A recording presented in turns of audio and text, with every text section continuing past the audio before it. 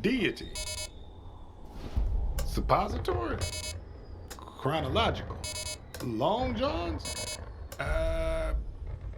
Killifish. Skinflint. Electron. Schematic. Debarking. So I recently just finished the newly released Arcane Studios game, Deathloop, and boy howdy is there a lot to talk about. Before I get into the nitty gritty though, I'm going to explain why I feel qualified to review this game, and what exactly my criteria were when reviewing it.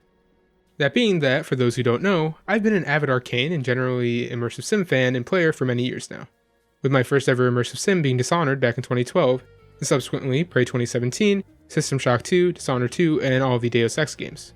Or to put it another way, I've played a lot of immersive sims. On top of this, I've made a huge attempt at playing through each and every bit of content Deathloop has to offer, going so far as to find every collectible and getting almost every achievement before I actually finish the game. That way I know for sure if what I've experienced is what was intended by the developers. Hence my experience with a large variety of immersive sims, both the good and the bad, as well as my care in completing the games makes me feel that this review is as comprehensive as it gets. As for my judging criteria, I've divided the video into 7 parts, those being setup and installation, art style, story, gameplay, which will have a section for spoilers, bugs and technical issues, details, and lastly, a summary. With the setup and installation covering my experience with installing and configuring the game to run on my hardware, art style just being a general overview on the artistic direction of the game, music, models, and whether or not it all landed, story obviously being a brief rundown of the story, gameplay covering everything from level design to shooting, bugs and technical issues covering all the problems I had technically with the game after my initial setup, details which will briefly cover everything from level design all the way to sound editing that I found to be extremely detailed, and finally a summary of everything already said, as well as my final review score. So with that said, let's get right into the review.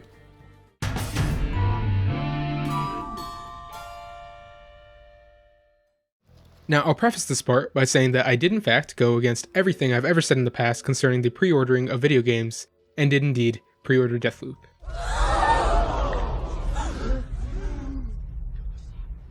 Though only by 2 days. The reason I did this was so that I would have the day one experience of playing the game, bugs and all, in order to get a real feeling for the work that Arcane, specifically the Lyon studio, has put into this game, and whether or not that delay really did anything. To start off with the installation itself, it went pretty smoothly. I preloaded the game about a day before the actual launch, which was at 12 AM, and didn't have much trouble getting the game to start. That said, the problems with the game's optimization were apparent even from the first few seconds of having it on, as when I attempted to start NVIDIA Shadowplay to record Deathloop, it stuttered. A lot. The sheer fact that an overlay for recording had framerate issues when it's not even that taxing on the system was a sign of things to come. Now I should note that my PC doesn't quite meet the specified requirements to run the game, at least not on paper, as the game's Steam page explicitly mentions having a GTX 1060 6GB as a minimum requirement.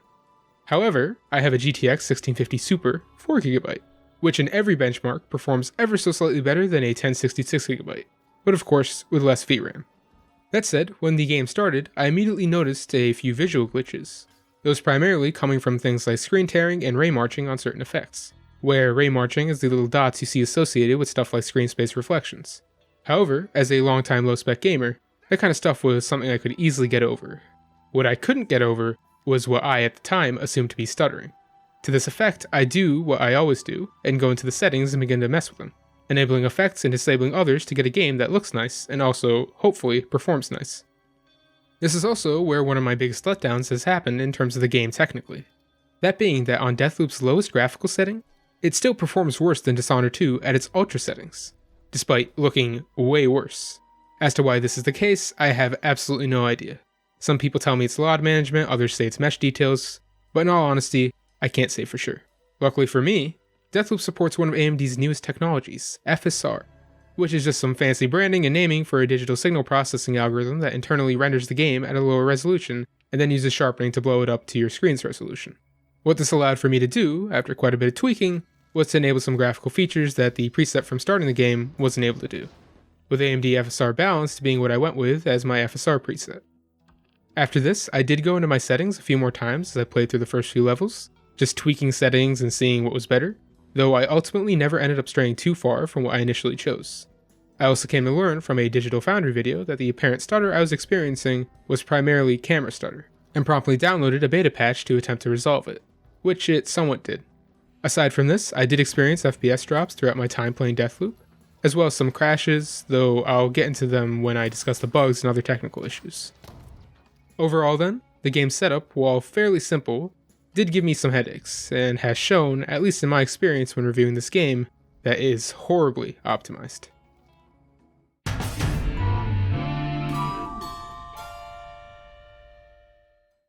One of the first things you'll notice when looking at Deathloop is its unique art style. Capturing the look of a certain time or place has always been one of Arkane's greatest strengths, and it's no more apparent here than it has been in their prior games.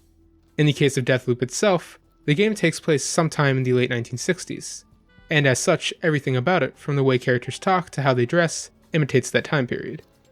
In particular, Deathloop pulls heavily from films such as James Bond, and what I immediately recognized as The Incredibles, though Arkane has never explicitly mentioned it as an inspiration. Utilizing both the style of the intros from those films during its cutscenes that happen after major story events, and essentially mimicking the music from those movies to give itself an aesthetic like that of the aforementioned films. Aside from this, Arkane has been very vocal with the various other inspirations they took when creating Deathloop's art style, with artists like Robert McGuinness, who it should be noted played a huge part in the 60s aesthetic in general, and Saul Bass inspiring the look of the characters as well as the large swaths of matte paint throughout Blackreef, while architects like Chad Oppenheim did so with the buildings and structures. Though I'll try not to get into too much detail, as in all honesty, I could never really do the work put into this beautiful art style justice. Though I did learn much of what I just said from this fantastic article by Wired concerning the development of Deathloop's art style, which I will link below. With the art style out of the way, I can also make some notes concerning a gripe I had with some assets used in the game, primarily over the reuse of them. Now I know in game design, and just any sort of workflow in general, that repurposing work is a great way of shortening development cycles and making it so that content is delivered sooner. However, with every asset that is reused, developers must make the decision as to whether it adds or detracts from the final product. Something that I think, in the case of Deathloop, does the latter. The reason I say this, and to provide some examples with side-by-side comparisons, is the egregious copying of assets from games like Dishonored 2 and Prey 2017. With the things like first-person animations for powers, even the powers themselves, being pulled directly from the respective game with little to no alteration. Other such assets that have been reused like this include the door blockers that we've seen many times over in Dishonored 2, as well as a variety of other first-person animations like almost all of those related to the shotgun. Though the one that I immediately noticed, and probably the one that caused me to have these issues in the first place, was the turrets. The turrets in Deathloop, for lack of a better term, are essentially a one-to-one copy of the turrets from Prey 2017, with only a slight change to some textures and meshes to make it seem less like a copy, though the sounds do still remain almost identical. In the end, it's things like these that make the game's delay seem just that slight bit more obvious, though the exact reasons for why these assets were reused are somewhat of a mystery, and will probably be chalked down to time management and resource issues. Overall then, in the art department, the game does amazingly, supplying not only a fantastic recreation of the style that the 1960s had, but also immersing the player into the world of that time period, though it does suffer some drawbacks due to a fair bit of asset reuse.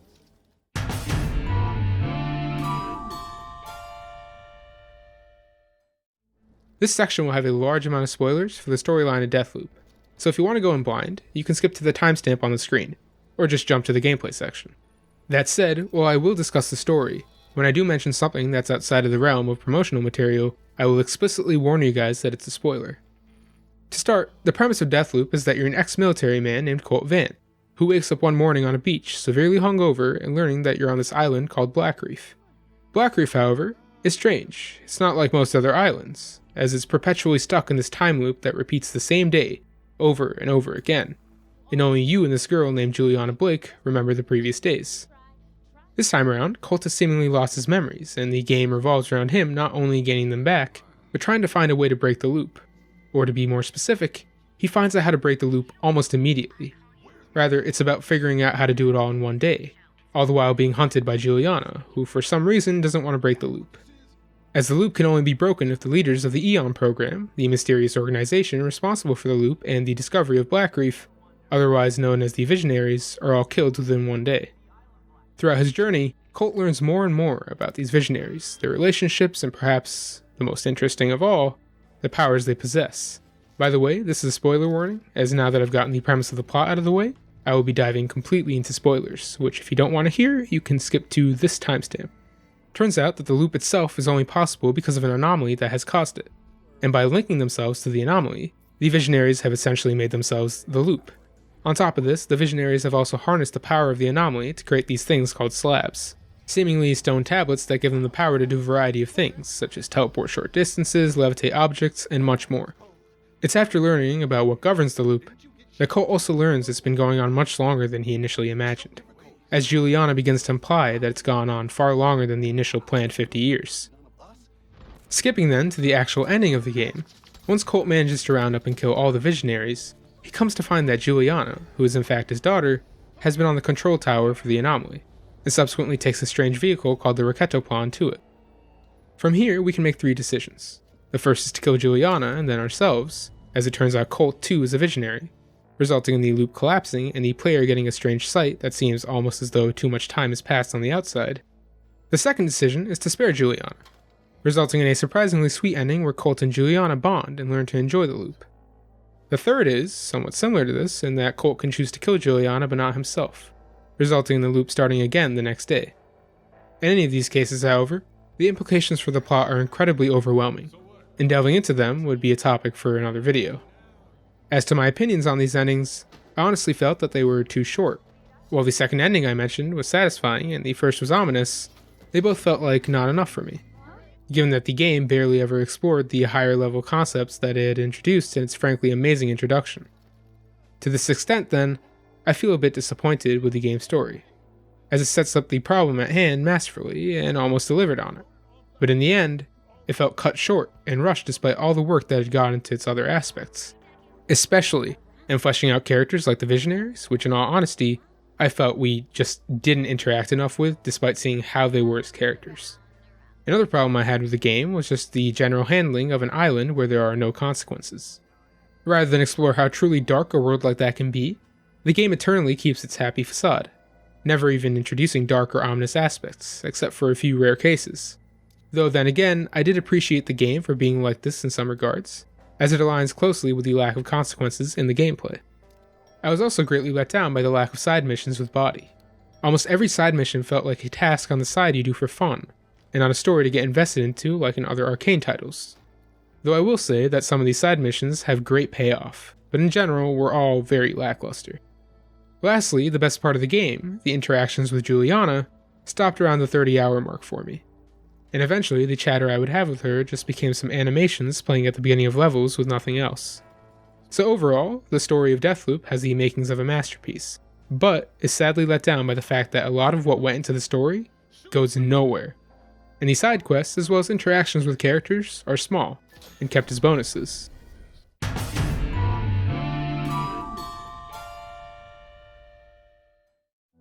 At long last, we've arrived at the gameplay section of this review, and while I won't get super in-depth into the various mechanics, I will attempt my best to explain everything to a satisfactory degree. As hinted to in the story part of this review, the primary mechanic in Deathloop is the fact that every single day repeats over and over again until you kill all the Visionaries. For this reason, each day is subsequently divided into 4 different times, with each level except for 2 having a different time of day to explore them, which means 14 unique levels. This idea of the loop is then the driving force behind how you go about making decisions in your gameplay. Let's say, for example, that a certain Visionary is off doing something during some time of day. Well, there are 8 Visionaries in total. So if each Visionary is doing their own thing at different maps at different times of day, then the only way to kill them all would be to somehow get one Visionary to change what they are doing at some point in the day and go to another map that another Visionary is at during that time of day as well. In this way, the game adopts a sort of detective-like aspect to its gameplay, with you essentially repeating the loop multiple different times in order to get the information to change it in another iteration, with those other iterations possibly involving you unlocking something like a safe or a door from the information you've gathered from previous loops. I should also note that while many decisions you make will change your current loop, there's some cases where a decision won't change anything. The game hence takes what would normally be considered backtracking in other games and makes it a core aspect of the game itself, something that is, in my opinion, frankly ingenious. Alongside your adventures through Blackreef, you will also be continuously hunted by Juliana. Now, Juliana, as opposed to the expert level design that I've talked about, which is in all honesty very typical of Arcane, is a mixed bag. The way that Juliana works is that she will randomly invade your world, similar to how something like in Dark Souls 3, other players can come to your world and either kill or help you, though the intent in Deathloop is the prior, with Juliana closing off all the exits to the level so that Colt has to hack a satellite-looking device in order to open them and leave. During this time, the player is given a few options on how to approach the situation, which they can either choose to fight Juliana and kill her, hence being able to continue with the level without the fear of being hunted, or to hack the satellite so that they can run from the encounter. Though I should note, they need to hack the satellite to leave anyways. What this attempts to set up is a sense that Colt is in danger and always needs to be on his toes, forcing the player to think in interesting and creative ways. That is, if the way Juliana were implemented was done right. As it currently stands, you can get 3 different types of Julianas. An AI from the game that is incredibly stupid, a friend of yours from something like Steam, or some random person who's queued up to play as Juliana, which is actually a completely different game mode to the game story, referred to as Defend the Loop in the game's menus, whereas the story is Break the Loop. In the case of the stupid AI Juliana, unlike with the Visionaries, who I'll get to in just a minute, in my time playing against her, she has not only run into walls, and not even attacked me, but has shown time and time again that she's sometimes not even aware of her surroundings, all of which you can see on the screen. In opposition to the AI Juliana are your friends and online randos, both of whom can result in greatly varying experiences, as the game supposedly uses peer-to-peer networking for invasions, meaning that if the person you connect to has bad internet, you won't be able to play properly at all, something that in my time playing as Juliana, which I admit is not that much, happened more times than not. Though this aspect can't really be criticized all that much in my opinion, as making matchmaking peer-to-peer gives the game longevity and helps keep a feature alive long into the future.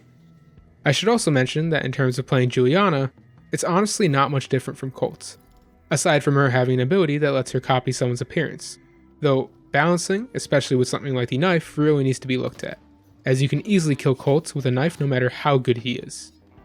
There's also the whole leveling experience of playing Juliana, wherein you earn rewards like skins and upgrades the better you do in your invasions, though it's honestly not much deeper than just killing Colt and getting rewards. But how you kill him can get very creative. Aside from Juliana and her constant presence in the game, there's also the other NPCs, of whom there are the Eternalists and the Visionaries. In the case of the Eternalists, they seem to exhibit similar behavior to the AI Juliana, insofar as they are not very smart, just that they do a lot of damage, though that is still normal for the game. I can't begin to mention the number of times that the Eternals decided not to kill me or even notice me as I wipe out someone next to them. It makes me think that the AI had to have been intentionally toned down for some reason, because as it stands, they really pose no threat to a decently prepared Colt. As for the Visionaries, without getting into too much detail, all of them are great in their combat design, if at least a little boring. That being that while their AI is more intelligent than something like an Eternalist or Juliana, they really don't do much outside of their unique abilities for combat, making them, similar to most of the other enemies in the game, far too easy.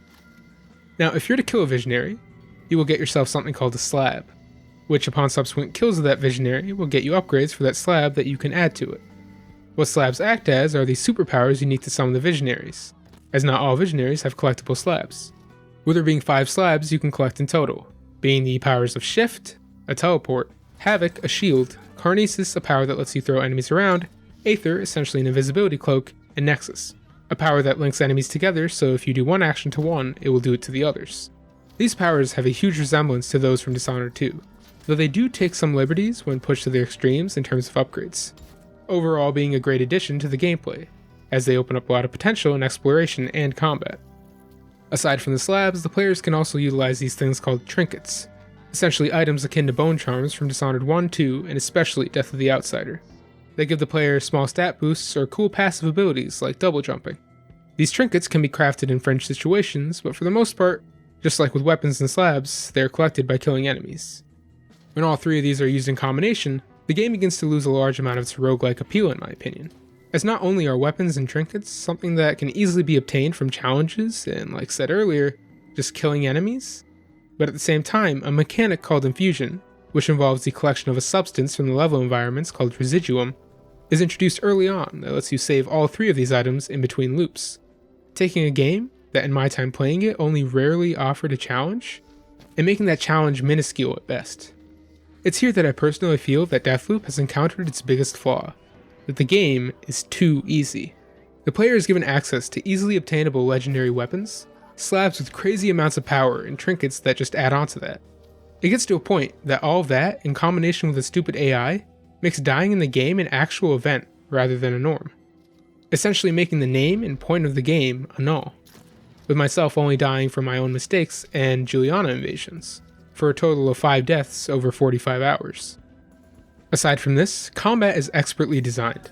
Guns not only feel snappy and responsive, but some can also be dual-wielded, and all the rarer guns come with special effects that can be used on a case-per-case basis, based on what the player needs to complete an objective. My only real letdown in the guns department, and just the combat in general, outside of the game being too easy, was with weapon variety and the limits you have to how many weapons, trinkets, and slabs you can use at a time, which is 2 for weapons and slabs and 4 for trinkets. The guns themselves, like I said, feel great, just that they only have like 7 to 8 different types when not looking at legendaries, with only the special effect changing from the different weapons at the purple rarity level, though I should note that these are really only nitpicks and don't detract from just how great the combat feels. To kind of wrap up things then, for gameplay, exploration, like with every Arcane game, remains amazing and enjoyable. Combat, while easy, has flair, but at the same time becomes far too easy once you get the right items and no longer need to worry about keeping them. In addition to this, invading as Juliana, while fun at times, has some severe limiting factors like latency and balance, altogether making the game's gameplay a mixed bag for me.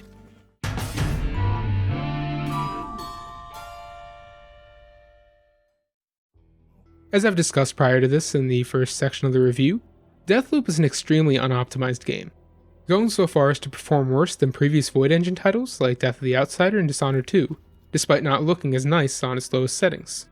But for all it's worth, the graphics don't really mean much, and if you lower your settings enough, the game does play nicely. But what does mean much is the bugs. And oh lord, were there a lot of bugs.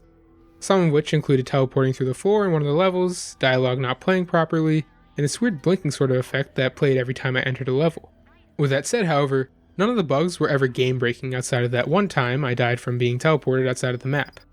What was frustrating, however, was when the game would suddenly, and for no reason, crash. For me, these crashes never really started until about 25 hours in, and after that, they became much more frequent, with the game crashing about 7 to 8 more times since then, all during critical missions, which of course, frustrated me to no end. I did, however, always managed to catch the crash report, which from my initial inspections, looks identical in every crash, leading me to believe this is just another result from the game's seemingly rushed development cycle. Apart from those bugs and crashes, I really don't think the game was meant to be played for more than 25 hours maximum, as I only really began to experience the problems I did after that time period. On top of this, there's also the whole situation concerning Denuvo, an anti-piracy software that very much destroyed some people's ability to run the game, though I won't really go into much detail concerning that as I haven't experienced it. Overall then, the game was surprisingly low in terms of bugs and glitches, but there's a clear problem concerning optimization that I really hope they fix. As for some people, it's probably the reason why they won't be able to play the game, which in my opinion is a damn shame.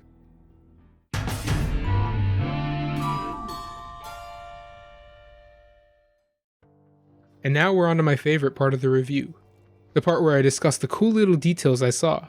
This part will definitely have spoilers, so I'll have the appropriate warnings. The first and most notable detail I saw was in the tape recordings. A real-life phenomenon that happens when audio is recorded onto tape is that the playback speed is never quite perfect, resulting in pitches and speeds of the playback varying. Deathloop somehow manages to do this by having the recorded audio in the audio players mimic this exact behavior. And God, is it attention to detail at its finest. Commandeering 2-bit is so easy, you asshole! I thought supporting a Montague information system would be super complicated. But all you need are tapes. And you fucking love to hear yourself babble. There are tapes of you everywhere. I just had to find the right words, do some quick rearranging, and boom. Soon everyone will see what you're hiding. From here on, the rest of the details will be spoiler oriented, so jump to this timestamp if you don't want to be spoiled. The second detail I noticed comes from the character of 2-bit, a robot that Charlie Montague used a part of his own brain to create. The thing about 2-bit is that it remembers every loop you've been in, and actually responds to your actions across the map. something that I found as a breath of fresh air as I'd considered myself alone before then. Speaking of which, while not necessarily a detail, the side quest of the woman who also remembered each loop was an interesting one, and just like the puzzles in the game, really involved the player paying incredible amounts of attention to the environments. The puzzles in and of themselves are a masterwork in this concept of attention to detail, as every single Charlie Montague game, and save for door combination, involves the player making sure they do a deep search of every level during every time of day. And even then, it may not be enough without a hefty amount of intuition. I know because I actually ended up writing codes down on a piece of paper for a safe. A particular favorite of mine was with the game that plays late at night in Carl's Bay, where the player is forced to use perspective to figure out the code to a door that may very well contain an explosive. That also leads me to another point, that every single level and every game is generated different from that of someone else's. A detail that I felt added a great deal of longevity to the game, as it makes it so that no one playthrough is like another. Overall then, the details present in Deathloop are very typical of Arcane games, and at this point, like their art, is one of the things they do amazingly.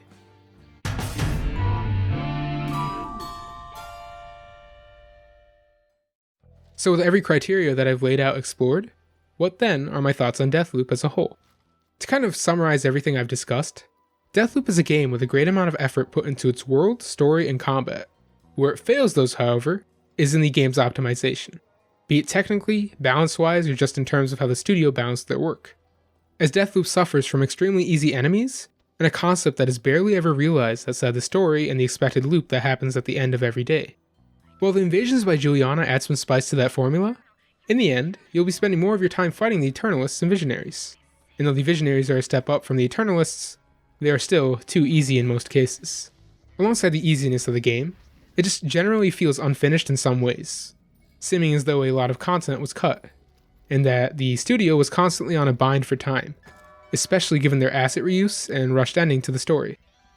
Overall then, from the way the game plays to how its world has been created, and how amazing its soundtrack is with its one notes here and there, just like with old Bond movies, I've determined, if compared to other Arcane games, it to land somewhere between Prey 2017 and Dishonored 2, with Prey 2017 being the high end at something like a 9.5 out of 10, and Dishonored 2 being closer to the low end at like a 7.5 out of 10, which means that I give Deathloop 8.5 Tenderloin out of 10.